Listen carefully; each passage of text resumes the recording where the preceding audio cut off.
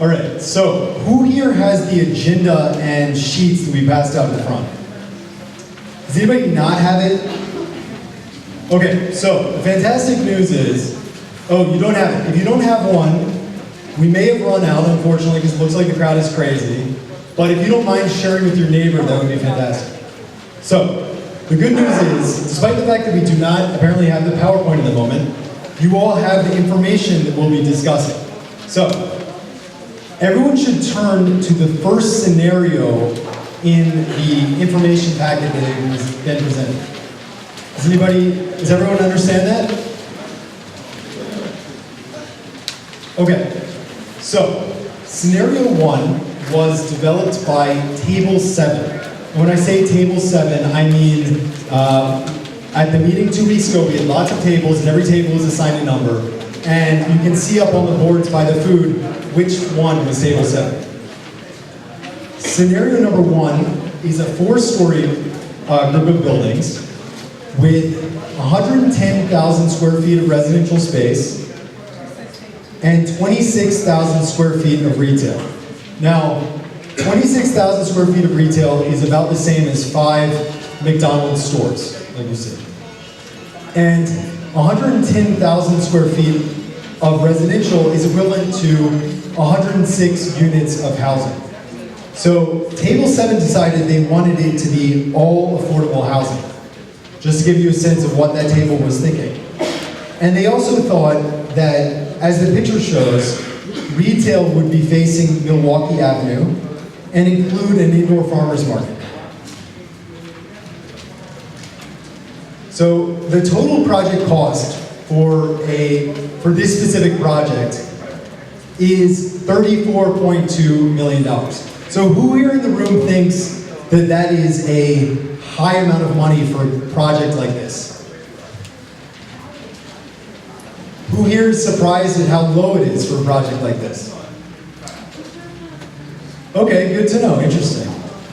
Now, unfortunately, the project as described by this group would not, by itself, with the assumptions that we had in our pro forma, be able to cover its total construction and operations costs.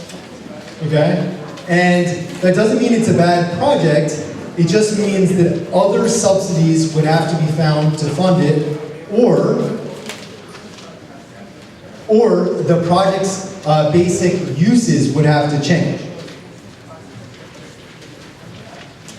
So the feedback that we got from the developers when we discussed this project back 2 weeks ago was that pursuing a 9% tax credit, that's the competitive tax credit for affordable housing that I described before, would reduce the gap to pay for this project to $1.5 million. So in fact, this project is a lot more likely. That's a pretty small gap. This project becomes more likely with that more competitive housing financing. However, that's competitive and it may not be able to happen.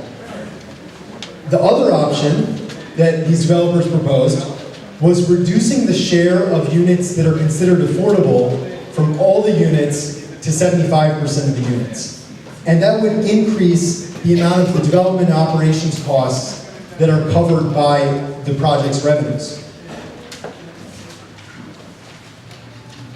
So, now we're going to do the analog version of the voting. All right. So sorry about this. Everyone tell me if you have one of the note cards and pencils that was just passed out. Or I'm sorry, I changed that. Tell me if you do not have the note card and the pencil. Keep your hands up, we're going to pass it out to you.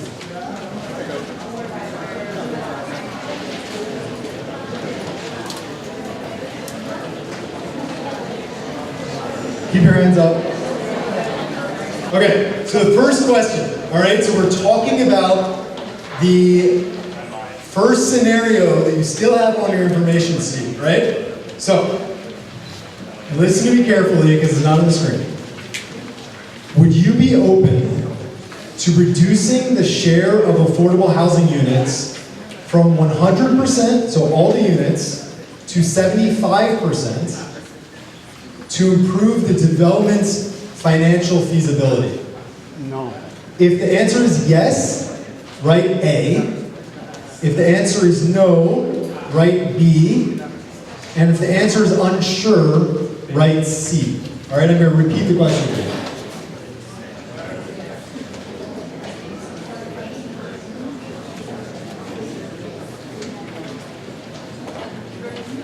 Okay, so I'm going to repeat the question one more time. Would you be open to reducing the affordable housing units from 100% to 75% to improve the development's financial feasibility? A, yes. B, no. C, unsure.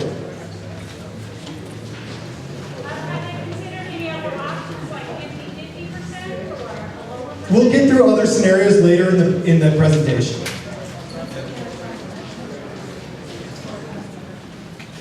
This is question number 1 for this, okay?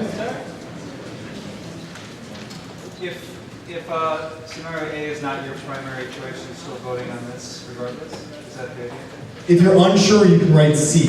I'm saying that if I prefer scenario 2 or B to scenario 1, should I still vote on this as a... So this is not, yes, you should still vote on this scenario. We'll be voting about all the scenarios in your packet. Sorry about that. Now, just to see what this looks like among the audience, because usually we show it on the screen, raise your hand if you are willing to support a reduction in affordable housing. Don't be afraid. Okay, thank you. And now raise your hand if you are not willing to see a reduction in affordable housing. Okay, looks about, I would say, half and half, something like that. And if you're unsure, it's fine. All right, so now I'm going to pass it on to Brianne to talk about the second scenario. And again, we'll have more questions that are meant to sort of inform the general process.